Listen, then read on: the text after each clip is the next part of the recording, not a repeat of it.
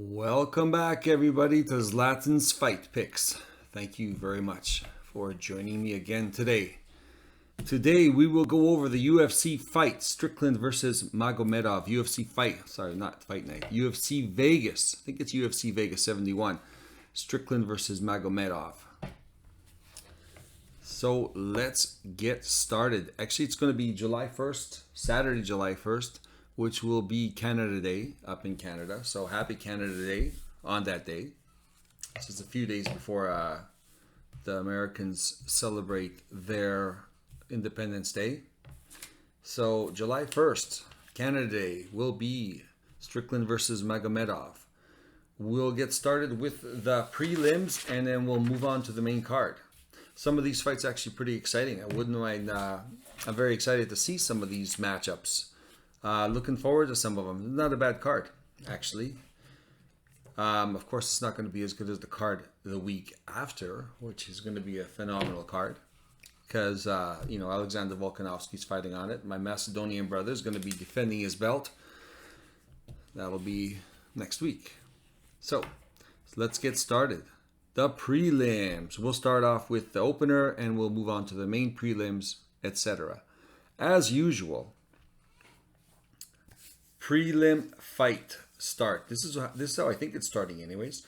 Garum Kutateladze versus Brenner. Elves. Is it Elves or Elvis?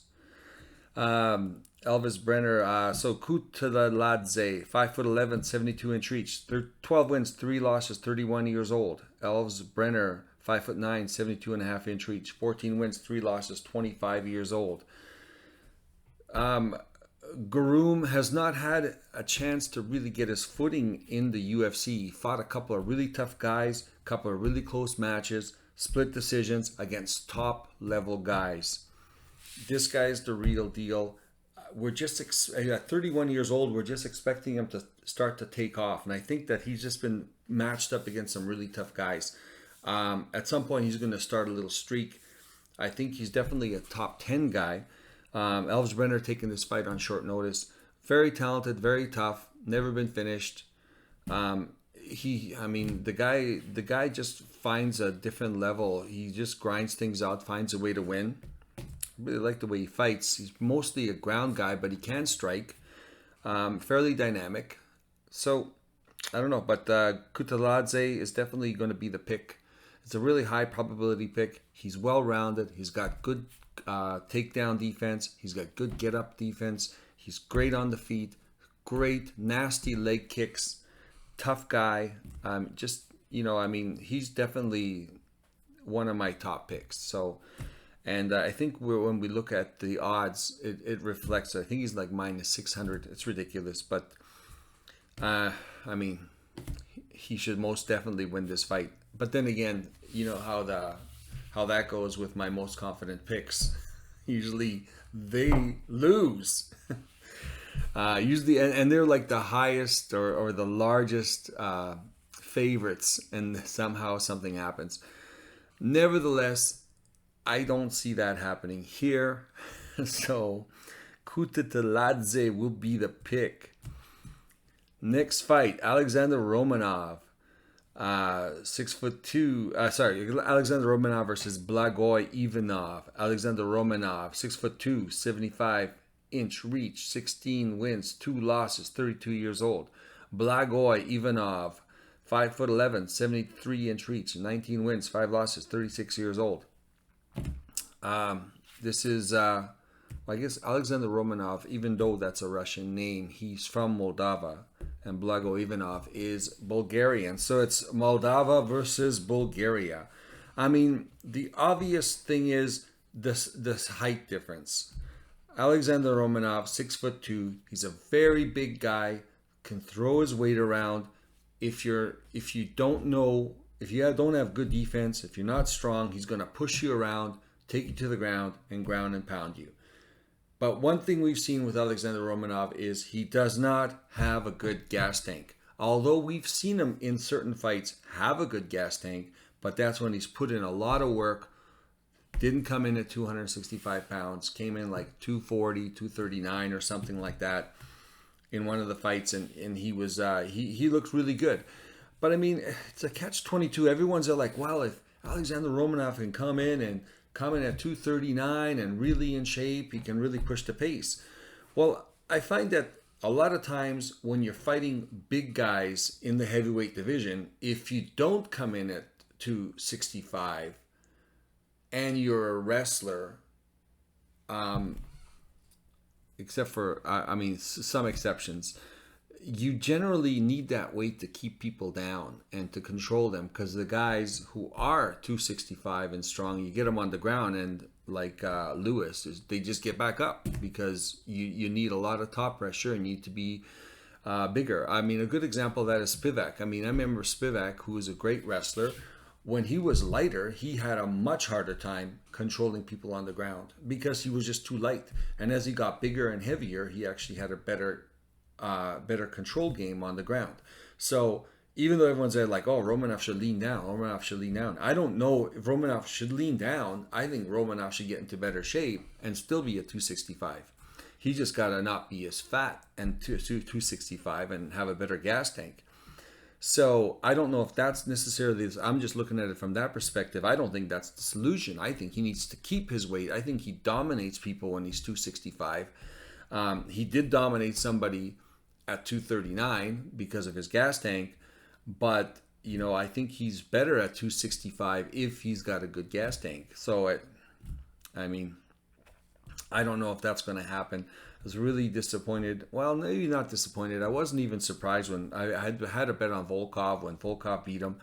He's not, you know, after Romanov tries to get a takedown, he gets discouraged, he gets tired, and he's just, you know, I mean, you don't want to say he's quitting, but when you don't have enough gas, I mean, your natural instinct is to panic and quit. I mean, you just can't even move at that point. So, I mean, if you've been in that situation, it's how can I put it? Like, it's a fight or flight mode at that point. Like, you just can't do anything. You can't defend yourself, and all you're thinking is surviving, right?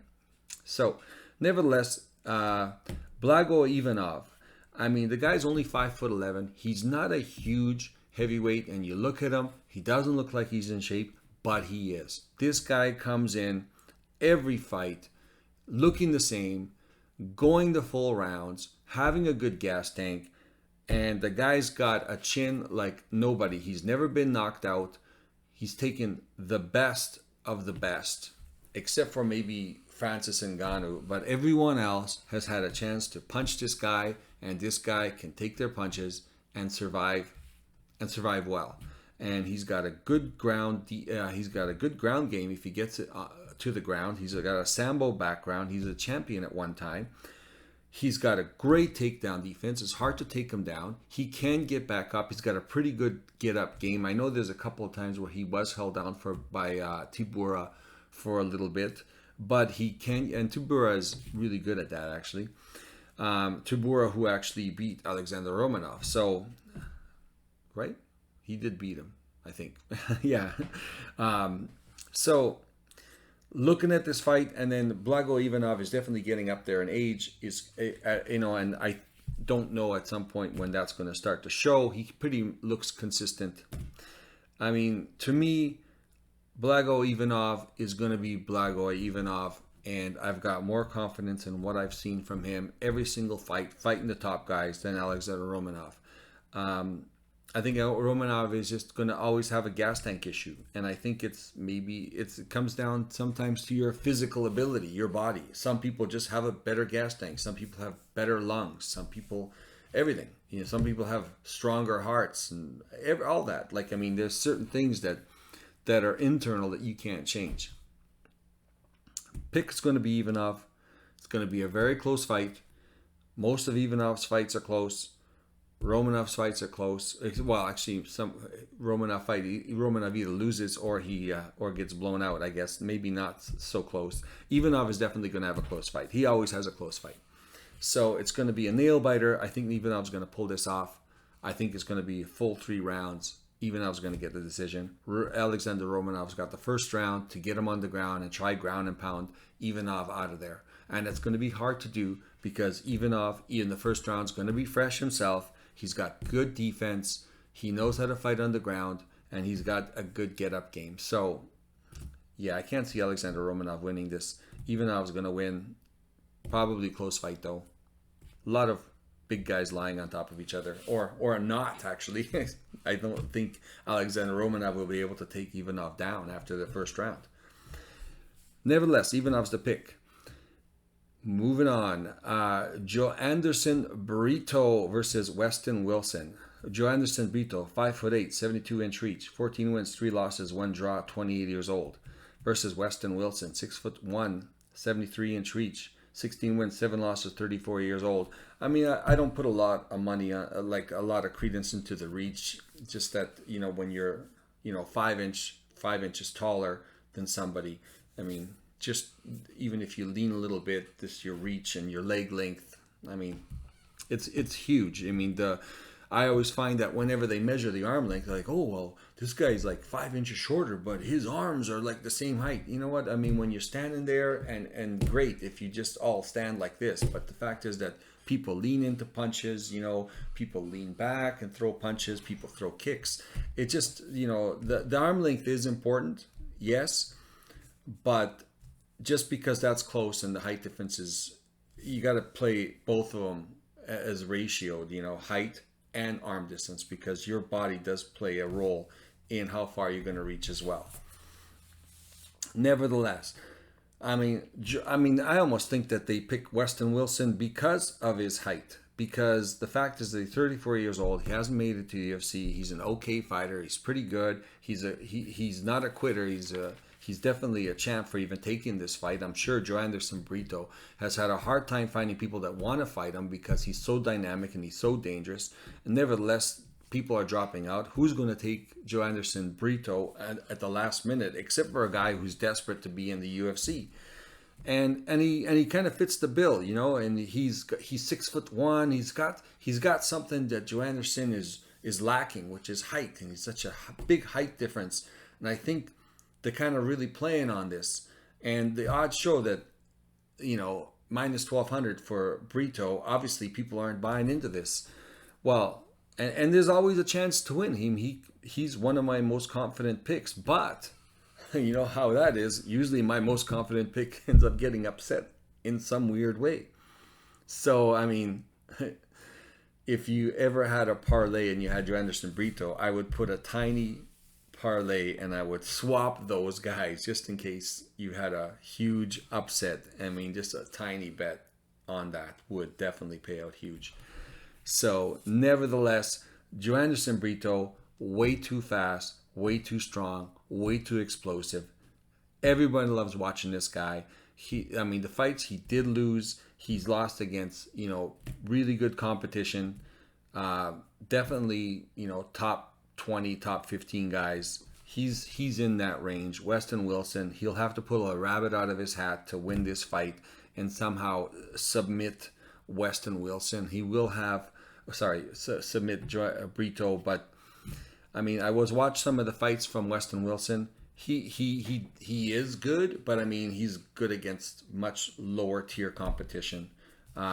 Brito's going to be the pick. High confidence, very exciting. Wilson, luck. I'm glad he's in the UFC, but they definitely threw him to the Sharks. And, props to him for taking this fight, because there's a lot of guys that would be just too scared to take this fight.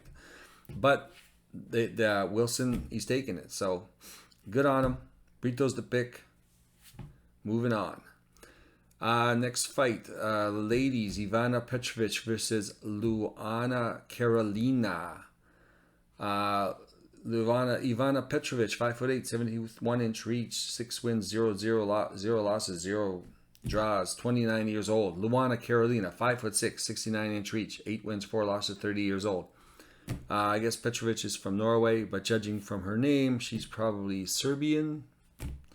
And Luana Carolina from Brazil. So Serbia versus Brazil, or Norway versus Brazil, depending how you want to look at it. Luana Carolina, you know what? She is a little more underrated than she should be. I still, I don't think she's really good on the ground, but she is tough and she fights hard and she likes to get into brawls and she does have some power. You know, I like picking Luana in certain situations for upsets, and she can upset some people. Now, this is a tough fight to pick because Ivana Petrovic is fighting in a lower league. She's undefeated. She doesn't have a huge amount of fights under her. I was watching some of the fights. She's good on the ground. She's really good with positions, but she can get hit. She likes to strike. She does get hit a lot. Her defense is not good, which plays into Luana Carolina's ability to strike because she's a pretty good striker. But Luana Carolina's defense for striking defense is not good either. I'm Luana. I think Ivana is going to be the tallest fighter that Luana Carolina has fought, and I always find Luana Carolina looking much bigger than most of the people she fights, and I think that plays a lot to do with it. But now she's fighting a girl who's as big, you know, with the same reach, bigger, 2 inches taller. You know, and it's hard to tell if they're just. I mean, Ivana Petrovic is going to be the first fight. UFC jitters. I think they're trying to promote her. She's a good-looking girl, tall. You know, she's easily sellable in this situation. I think they really want her to win. She does take a lot of punishment. She can get reversed on the ground, but in the end, Ivana Petrovic has a much better ground game than Luana Carolina. And I'm thinking at some point this fight goes to the ground and Ivana Petrovic is going to win a decision against Luana Carolina. After the first round, as she gets closer to her, once they get in the clinch, I think even though Luana does have a clinch, I think Ivana Petrovic does have decent takedowns, and she's definitely got good reversals if she is taken down, which I think it's not going to happen with Luana. I think Luana is going to want to keep it standing. But I think it's going to be, if Ivana's not too nervous, she's going to have to get to close the distance, get a hold of Luana and take her to the ground. And that's where I'm seeing the fight going, at least 2 of the rounds, and Ivana Petrovic winning a decision. So, you know, slightly into Ivana Petrovic win the decision against Luana Carolina. She has to get this fight to the ground. Even though she is game, I don't think that's going to be where she's going to win this fight. Moving on. Yana Santos versus Carol Rosa. Yana Santos, 5'6", 68-inch reach, 14 wins, 7 losses, 33 years old. Carol Rosa, 5'5", 67.5-inch reach, 16 wins, 5 losses, 28 years old. You know, I used to be big on Yana Santos, and then all of a sudden she just, you know, started showing cracks, and then she had she stopped fighting and she had a baby and she came back, and I'm just not sure if she's back or if she's just kind of collecting a paycheck, or if everyone's just kind of past her inability. Just doesn't look like the same hungry Yana. I can't remember what her maiden name was because she married Santos and now it's Santos. 33 years old. I don't know how much drive there is left. Carol Rosa, you know, I mean, at first, you know, she looked really good, and she looked, I don't know, just very average, and she kind of surprised me how well she did against Norma Dumont, and I'm really going off of that, is that she looked good against Norma Dumont, who is a pretty good fighter, and it was a split decision loss. I just find that Carol Rosa, her volume has been slipping as she's been in the UFC, where she used to have a lot of volume. She had slowly gone down. Yana Santos does have lower volume. She likes doing the cage push and grinding up against the cage. And she's a smart fighter. She knows how to win fights. But I just don't find her very, very powerful. And Carol Rosa does have a little bit of power. She does have good takedown defense. She's okay on top. When she takes somebody down, she's got, good ground and pound. I just Carol Rosa has been up, down, and now I'm starting to see her come up again. And Yana Santos, I just don't see her really doing very much in the UFC. I think she's at the tail end of her career, and that doesn't mean she can't beat some girls. I just think that in this case it's going to be a really close fight. I think Carol Rosa is going to grind it out. She's got a little more dog in her and is going to take this fight. So my pick's going to be Carol Rosa. Not super high confident, but not fairly confident, not super high confidence. Let's leave it at that. Nevertheless, moving on. Kevin Lee versus Rinat Fakhretdinov. Sorry, there's an R in there. I just kind of put after Fakhretdinov. Rinat Fakhretdinov. Kevin Lee, 5'9", 77-inch reach, 19 wins, 7 losses, 30 years old. Rinat Fakhretdinov, 6 foot tall, 74-inch reach, 20 wins, 1 loss, 31 years old. Again, 3-inch height difference. And guess what? Kevin Lee's got a 3-inch arm difference. You know what? I mean, when they're in the cage, his height difference is going to negate Kevin Lee's 3-inch reach difference, because at the end of the day, he just got a longer body, a little bit of lean on your body, and that reach difference is gone. Leg difference and everything. I saw Rinat fight against Brian Battle, and I actually picked Brian Battle. I was surprised at how dominant of a wrestler this guy is. Like, this guy is a dominant wrestler. And Kevin Lee's a good wrestler, and I think he used to be a good wrestler, actually. And I don't know. He used to fight at 155. He looked great, and then he just couldn't make it happen, and now he went to 170. I think he's way undersized for 170. These guys are way too big for him, way too strong for him. Even though he's talented, I think he's past his prime. I don't know if it's a mental issue now, but at 5'9", at 170 pounds, he's too small. He's too small, and even if he does have the ability, he can implement his game plan against most guys. And Fakhretdinov is not most guys. He's a great fighter. So I got a really high confidence that Fakhretdinov is going to take this. He's going to out-wrestle him. He's not going to stop wrestling. Kevin Lee's not going to be able to get off the ground. He's going to fight it and fight it and fight it. It doesn't matter. He's still going to be on the ground. Every time it's going to start off the same. Kevin Lee's going to try to do some striking. Fakhretdinov's going to take him down. And if he fails, he's going to keep trying, and he's going to keep trying. And Fakhretdinov's got some, he's got some power. He throws some bombs. He might even catch Kevin Lee, anticipating a takedown. And before while he's trying to defend it, big overhand right comes and hits him.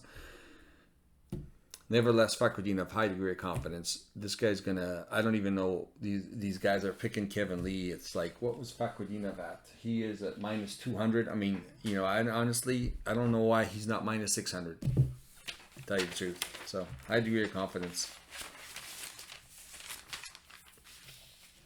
Moving on to the main card. Now, what are we starting with main card? Bruno Ferreira versus Nursultan Ruziboev. Bruno Ferreira, 5'10", 72-inch reach, 10 wins, 0 losses, 30 years old, versus Nursultan Ruziboev, 6'2", 34 wins, 8 losses, 2 draws, 29 years old. 6'2"? Why did somebody say he's taller than that? Is that... Did I get it wrong? Let me see here real quick.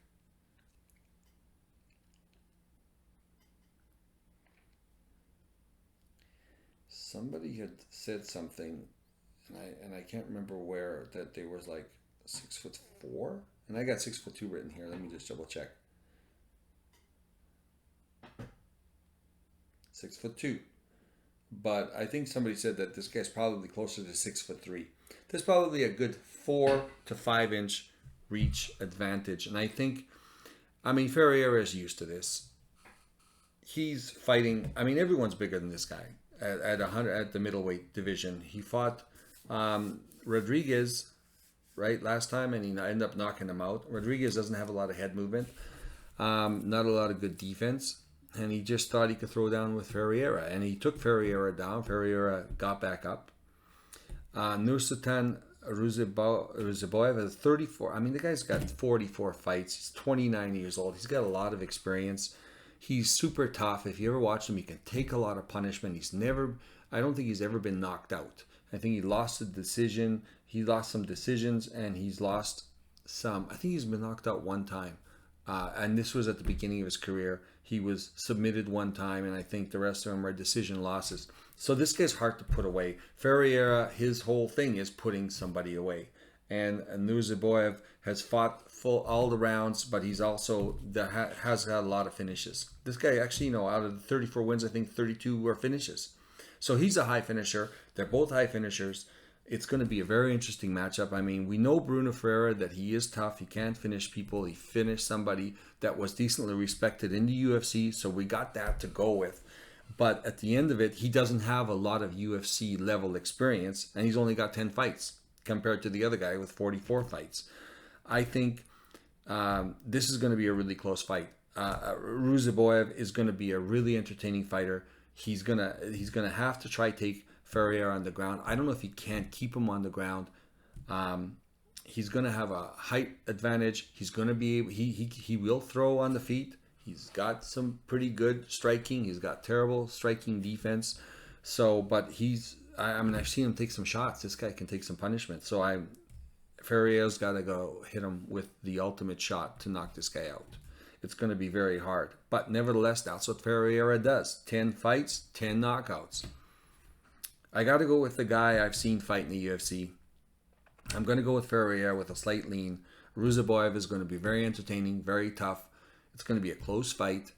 We'll see what happens if it goes to the later rounds, because Ferreira has not gone 3 rounds. I have a feeling he can go 3 rounds. I mean, of course, we just haven't seen him go 3 rounds. Ruziboyev, I mean, there was a part of me that was leaning towards Ruziboyev, and then I kind of changed my mind. And they're like, could this guy actually come in here and look better than we think he's going to look and kind of really grind on Ferreira? Ferreira's got some good movement, but like I said, 2nd and 3rd round, that's when I'm kind of, we haven't seen him really in that position where somebody's pressuring him. And Ruziboyev's strong, can take a punch, throw some punches, got a huge, height advantage. I mean, Ferreira's got to knock him out. That's simple. So I'm going to lean Ferreira. Not very high confident pick. I like Ruziboyev. He's fought, I mean, look at all the fights he's got. This guy's, it's not a padded record, right? So Ferreira's going to pick low confidence pick. Moving on. Ismael Bonfim versus Benoit Saint Denis. Ismael Bonfim, 5'8", 71.5-inch reach, 19 wins, 3 losses, 27 years old. Benoit Saint Denis, 5'11", 73-inch reach, 10 wins, 1 loss, 27 years old. Lightweight, I think these guys are fighting lightweight. I know Benoit had fought heavier. He fought, some fights at welterweight. Super tough guy, can take a huge amount of punishment. He's mainly a ground guy. He's pretty good on the ground. I find him too slow. Especially at the 155, he's too slow. Ismael Bonfim has got fast hands, he's got good striking, and he's fast. Benoit Saint Denis is going to be taking a lot of punishment. It's just a matter of, can he take enough punishment to take Ismael Bonfim down? And I don't think so. I think Ismael Bonfim is going to have his way on the feet. He is the shorter guy. He doesn't have quite the reach. He doesn't have the height. So Benoit Saint Denis will have an advantage. But I think Ismael Bonfim, again, he has been in this situation before. I know he fought Kenny McKinney. Terrence McKinney. And I had picked Terrence McKinney, and he wiped the floor with Terrence McKinney. He looked great. And I thought Terrence McKinney was a pretty dangerous guy. Ismael Bonfim is going to win this fight. Benoit Saint Denis is going to be too slow for Ismael. And Ismael, I don't know if he can knock him out, because I've seen Benoit Saint Denis get pounded on and just stay in it. Decision, yes. Ismail Bonfim definitely going to win this fight. He's too fast. He's too talented. He's pretty good on the ground too. I don't think he's even going to be able to get taken to the ground. I think he's going to keep it at range and just pick Benoit Saint-Denis apart. The only chance is Benoit Saint-Denis throwing a lucky punch, an overhand right or something that knocks Ismail Bonfim out. Other than that, I can't see it happening. Nevertheless, moving on. Next fight, Ariana Lipski versus Melissa Gatto. Ariana Lipski, 5'6", 67-inch reach, 15 wins, 8 losses, 29 years old. Melissa Gatto, 5'5", 69-inch reach, 8 wins, 1 loss, 27 years old. You know, Lipski, last fight he fought Jedi Aldrich, she looked, man, I bet against Ariane Lipski because I saw her previous fights and she doesn't seem like, I don't know, she gets caught with big punches. When she's on her back, she doesn't have a good defense. She doesn't have a good get-up game. She's a good hammer and bad nail. And she totally surprised me at how good she looked in the clinch with her knees and in her striking against J.J. Aldrich. And having said that, once you look at J.J. Aldrich's record, I mean, J.J. Aldrich's not that good. And I think she had just moved up. I think she was fighting at 115 and she moved to 125. I know she was having a hard time making weight. And she just didn't look healthy. Lipski looked super strong, super big. She looked like a world beater in that fight. So at first I was going to pick Ariane Lipski. And I kind of looked at Melissa Gatto and I kind of watched her fights. Melissa Gatto, she's a ground. She likes to be on the ground. But she will fight on the feet. She's tough. She's got her striking has improved. I've seen her lose against good wrestlers. So she likes to be on the ground, and if she's on her back, she'll try to put up submissions.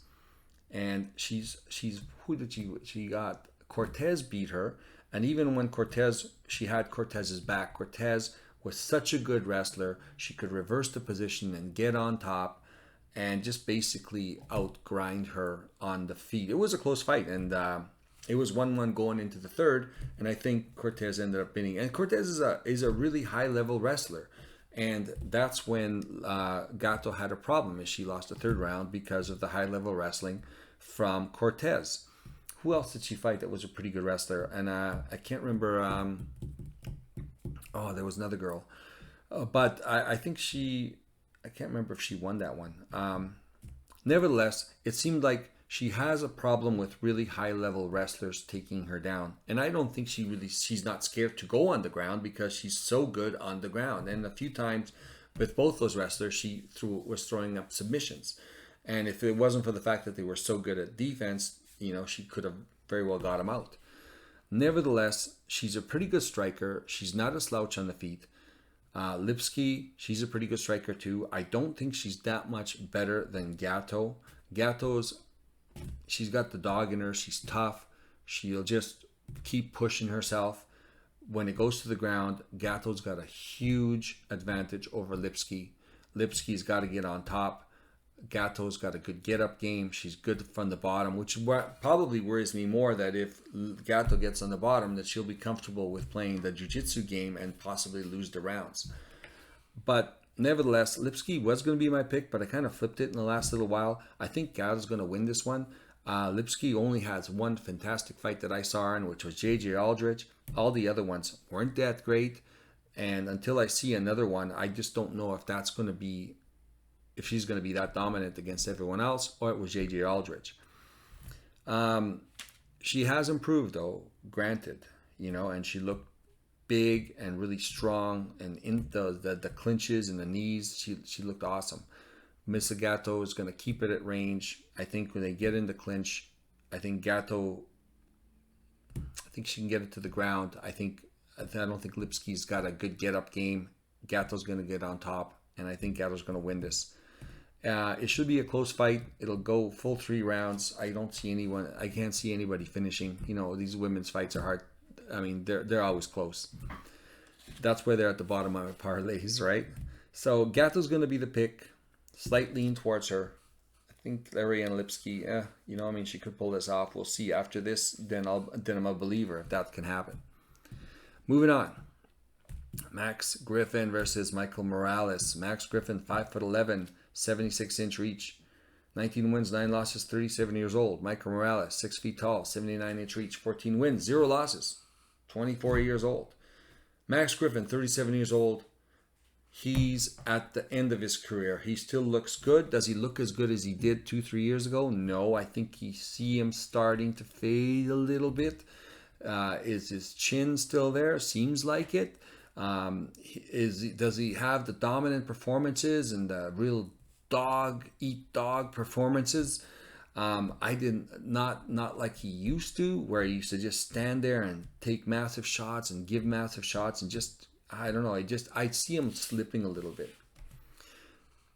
Having said that, Michael Morales is a young fighter, and he's a guy that hasn't fought in a year, and you're hoping that he's going to make some improvements. But before that, a year ago, he's a young fighter. My point is he can improve vast amounts in the year that he's gone because of the amount of experience. He's 14 wins, 0 losses. He takes a lot of hits. He takes a lot of punishments, and it's his chin and his toughness and his size, because he's a big guy for this division. He can take the punishment and he absorbs it and he recovers quickly and he comes back to win. And he usually ends up winning by stoppage. So he's been able to land very hard shots against guys, and he's been able to absorb very hard shots. He's the heavy favorite in this. I mean, there's always going to be upsets. This is one of those places where Max Griffin can take this guy 3 rounds. If Morales has been able to knock out some guys, but it was Fugit, who's okay, can take some punishment. And it was Trevin Giles, who is a little chinny. He's a great fighter. And Trevin Giles actually hurt Morales, and eventually, going into the pocket, Morales clipped him and got him out of there.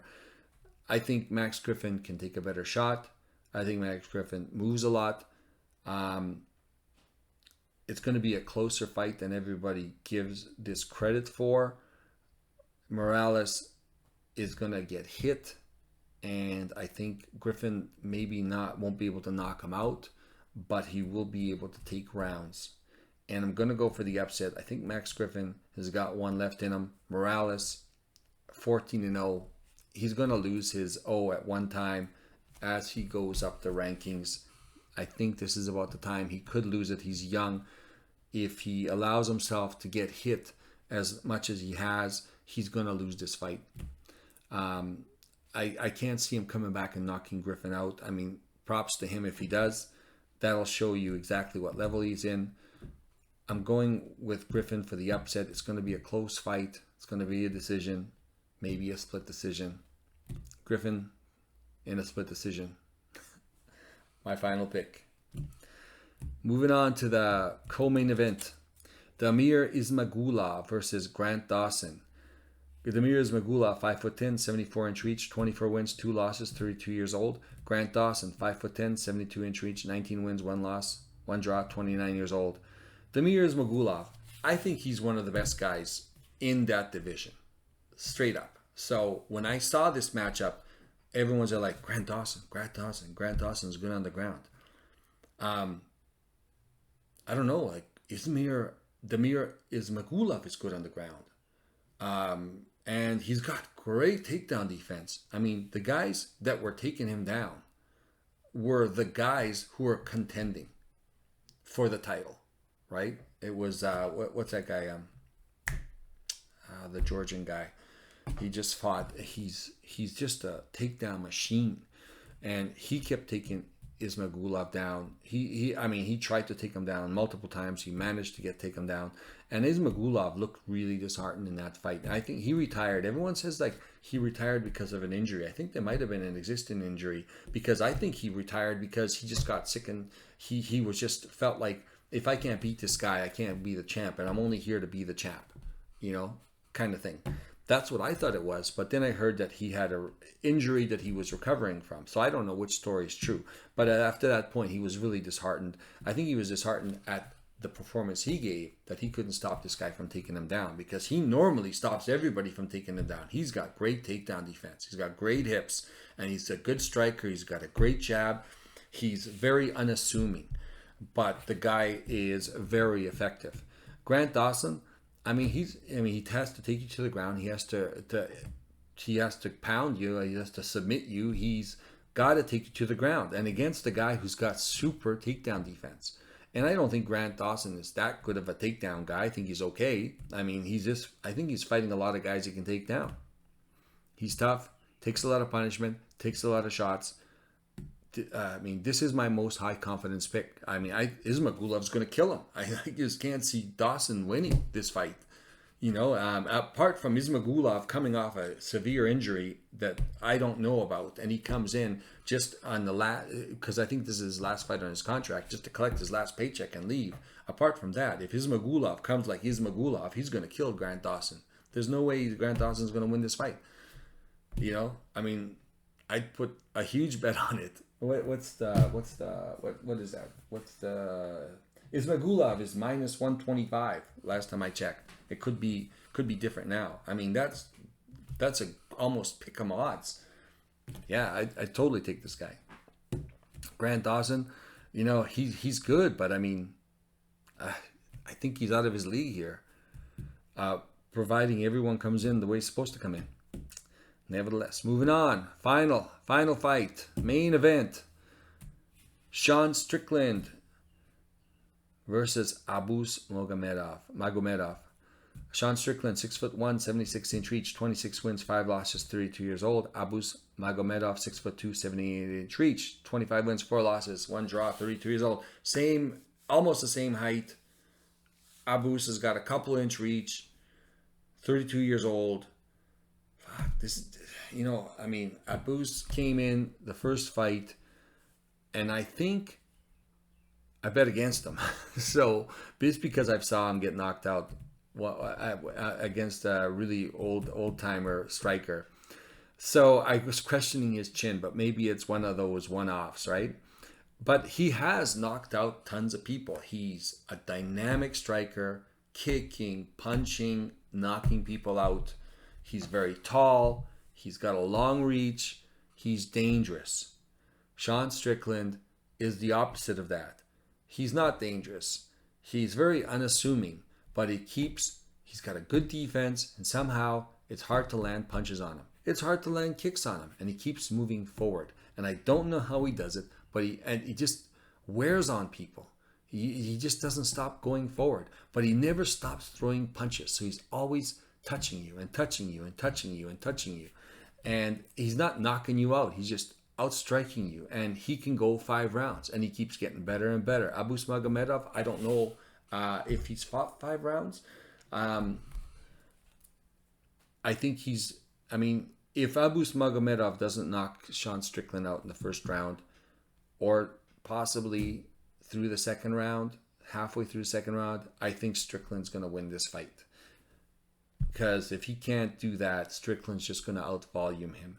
The only thing that Magomedov is going to possibly have advantage of is his kicks. Now, if he could somehow do something no one else has done, which is really land a lot of high volume of kicks onto Strickland through the fight, like to the end of the fight, not just the first 2 rounds, then Abus might have a shot at beating him.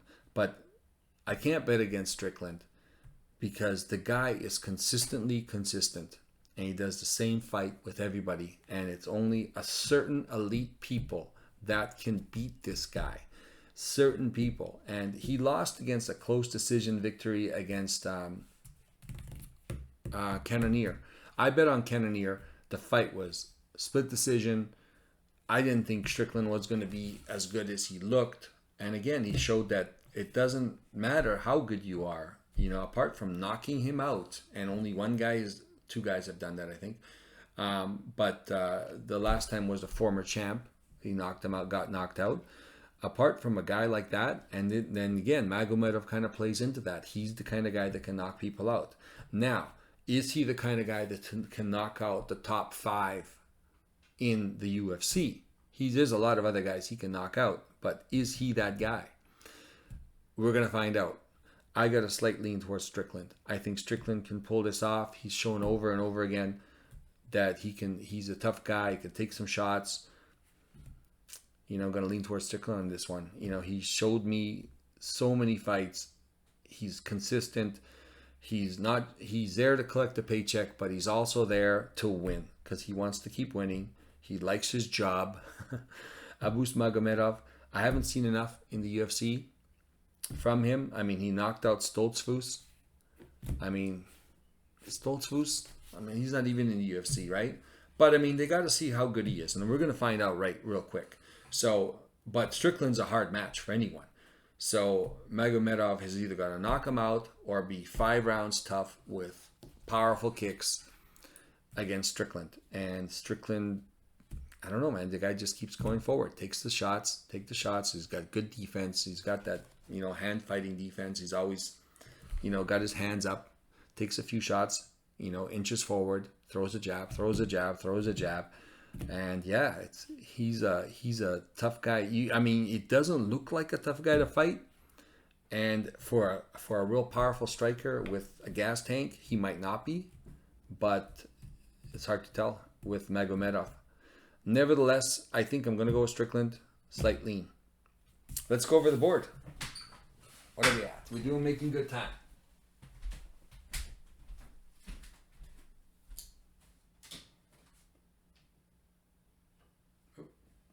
How's that looking? Probably looking pretty good. All right. Let's go to the board. My pointer out. This guy right here. Ismagulov, minus 125. He's my highest confidence pick. Again, just remember, this is only a suggestion. It's my picks. You can take all the information I've given you and this board of what I think from most confident to least confident. Use what you feel like you can use. Do not use if you disagree with it. And once again, this is a gambling, so only bet what you can afford to lose. This is not financial advice. But nevertheless, we're going to go through this, take parts of it, take some of it, suggestions. This is what I would do, but you do what you feel comfortable with.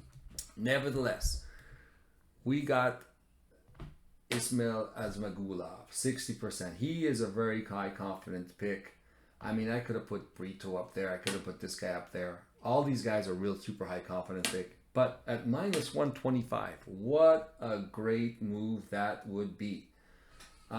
Plus, the reason why I kind of got Ismagulov here and not Brito and Kudzeladze, because so many times the biggest underdogs, the biggest favorites, were here and they lost. And I'm there like, I got to break this streak. So I put the biggest favorites just over here. I'm switching it up. So Ismagulov should win this fight. Hopefully my streak doesn't continue. Nevertheless, Kudzeladze should win this fight. Minus 600. Do you bet him? Do you not bet him? It's the odds suck. So it might not even be worth putting him in there. Brito is not even worth putting in there at minus 1200. For me, I would rather do this a parlay and not put Brito in, put the other guy in, and just as a small bet in case it does hit. The payouts on that parlay just on the tiniest amount will be huge because the guy's going to be plus 850. It's ridiculous. But yeah, nevertheless, Kudzeladze is going to be the next confident pick. Bonfim, next confident pick. Brito, next confident pick. Again, do you really want to put these guys? If you're betting on them is a waste of money. If you put them in a parlay, is a waste of money because you're not really getting a lot of money back, and you still got the risk of them messing it up. So it might not be worth betting these guys. But nevertheless, in the confidence, it goes to Brito, Stickland, Oh, I forgot the R. See, this is exactly what was happening. I was misspelling it. It's